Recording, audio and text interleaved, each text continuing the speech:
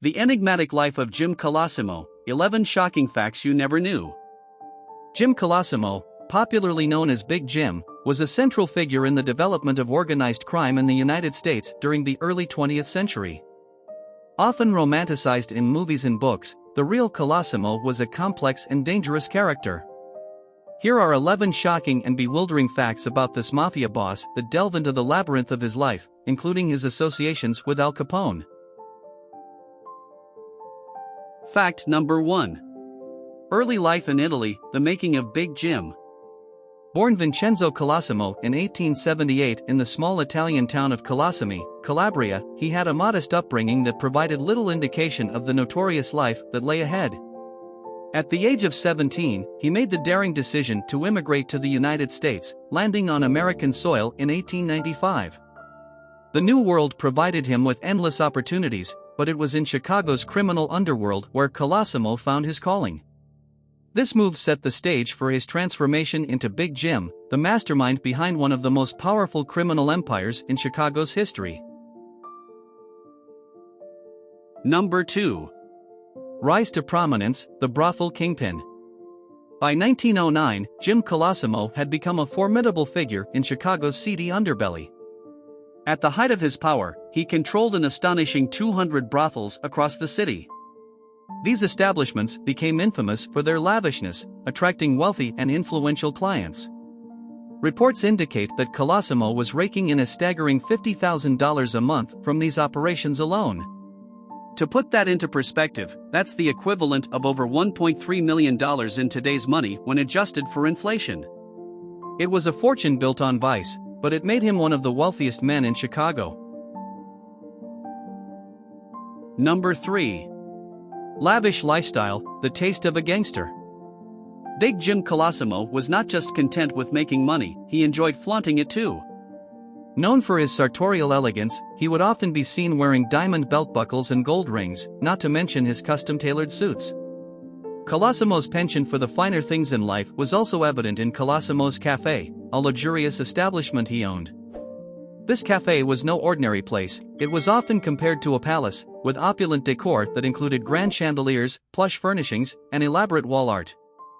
It was a sanctuary of luxury in a city marred by crime and poverty. Number 4. Al Capone's early days with Colosimo. Before Al Capone became the notorious gangster we all know, he was a young man trying to make his mark in the criminal underworld. He found a mentor in Jim Colosimo after moving to Chicago in 1919. Originally, Capone was hired as a bouncer and bodyguard at one of Colosimo's brothels. This early association laid the foundation for Capone's understanding of organized crime, particularly the business structures and political connections that were crucial in those days. Some even speculate that Capone had a role in the assassination of Colosimo, though this has never been definitively proven. This early employment not only benefited Capone's criminal education but also served as a launchpad for his subsequent rise to infamy. Number 5. His first marriage was arranged, ties that bound and separated. Jim Colosimo was married for the first time at the tender age of 17 in an arranged union with Victoria Moresco. While the marriage ultimately ended in divorce, Victoria would go on to play a pivotal role in Colosimo's burgeoning criminal enterprise. She was not just a wife but also a partner in crime, contributing to the operations and the expansion of his empire. Their separation didn't diminish her influence, instead, it provided a fascinating look into how personal and professional lives can intertwine, even in the underworld. Number 6. Politically connected, friends in high places. Jim Colosimo wasn't just a force to be reckoned with in the criminal underworld, he had influential allies in the political sphere as well. Two key figures in this unholy alliance were Bathhouse John Coughlin and Michael Hinkie Dinkena, both notorious Chicago politicians known for their corrupt practices. This political connection wasn't merely casual. It granted Colosimo a level of immunity and protection that helped him expand his empire even further. Having such influential friends meant that law enforcement was often kept at bay, allowing him to operate his brothels, gambling dens, and various other enterprises with relative impunity. Number 7. Feud with Dino Banion, a rift that shook Chicago. Colosimo's influence in Chicago was not without its challenges. One of his most notable rivals was Dino Banion, an influential Irish-American gangster and a leading figure in the North Side Gang. This enmity wasn't just personal, it led to a series of conflicts that had a ripple effect across the entire Chicago underworld. Whether it was turf wars, attempted assassinations, or battling for control over lucrative rackets, the Colosimo-Banion feud escalated tensions in the city, contributing to an atmosphere of constant danger and volatility. Number 8. Assassination in 1920, the mysterious end to a criminal reign. On May 11, 1920, Jim Colosimo met an abrupt and violent end when he was assassinated inside his own sanctuary, Colosimo's Cafe.